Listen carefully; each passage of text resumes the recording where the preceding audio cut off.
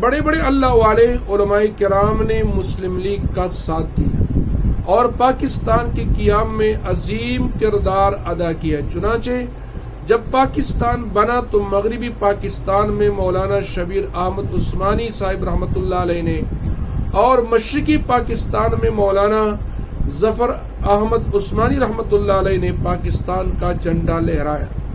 اور مولانا شبیر احمد عثمانی رحمۃ اللہ علیہ کو جناح صاحب نے کہا تھا کہ اگر مولانا اشرف علی تھانوی صاحب رحمۃ اللہ علیہ اور آپ حضرات یعنی علماء کرام، علماء دیوبند اور اس خطے کے بزرگان دین ساتھ نہ دیتے تو پاکستان نہ بنتا۔ پاکستان کی بنیاد میں علماء کا بہت بڑا ہاتھ ہے، لیکن افسوس آج علماء کو آہستہ آہستہ فراموش کیا جا رہا ہے۔ اشرف علی تھانوی رحمۃ اللہ علیہ لکھتے ہیں کہ میرے سامنے الہ آباد میں آل انڈیا مسلم لیگ کا سب سے بڑا اجلاس ہوا اور میں نے خود اس میں شرکت کی، جس میں قرارداد پاس ہوئی کہ مسلمانوں کو ایک الگ خطہ بنانا چاہیے۔ اس کے بعد اعظم گڑھ میں مسلم لیگ کا سب سے بڑا اجلاس ہوا، جس میں آل انڈیا مسلم لیگ کے تمام بڑے بڑے لیڈر اور اس ملک کے اور اس خطے کے سب سے بڑے بڑے علماء اور بزرگان دین شامل تھے۔ مولانا شبیر احمد عثمانی صاحب رحمۃ اللہ علیہ، مولانا ظفر احمد عثمانی صاحب رحمۃ اللہ علیہ، حضرت موہانی صاحب، نوابزادہ لیاقت علی خان اور مسٹر جناح اس اجلاس میں شریک تھے، اور یہ اجلاس میں یہ فیصلہ کیا گیا کہ مسلمانوں کے لیے ایک الگ وطن کی ضرورت ہے جہاں وہ اپنی مذہب کے مطابق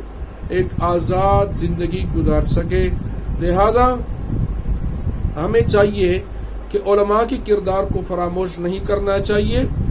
اس ملک کے بنانے میں علماء نے بڑی قربانیاں دی ہیں، جیلیں کاٹی ہیں اور انگاروں پہ لٹائے گئے ہیں اور جلائے گئے ہیں، خنزیر کے چمڑوں میں بند کر کے اس کو شہید کر دیے گئے ہیں، اور اسی طرح شاملی کے میدان میں علماء نے انگریز کے خلاف جہاد کیا تھا، اور اسی طرح انگریز کو مجبور کر کے برصغیر پاک و ہند سے بگانے پر مجبور کیا تھا۔ لہذا ہمیں چاہیے کہ جس طرح ہم دوسرے لیڈرز کا اور اس کی جو ملک کے بنانے والوں کا احترام کرتے ہیں، اس کو اچھے ناموں سے یاد کرتے ہیں، اس لیے ہمیں چاہیے کہ بحیثیت مسلمان یہ ملک یہ علماء کرام نے بنایا ہے، اور اس میں علماء کرام کا بڑا کردار ہے، اور علماء کرام کے قربانیوں کا اور اس کے کردار کا اس کا دشمن یعنی انگریز بھی معترف ہے۔ لہذا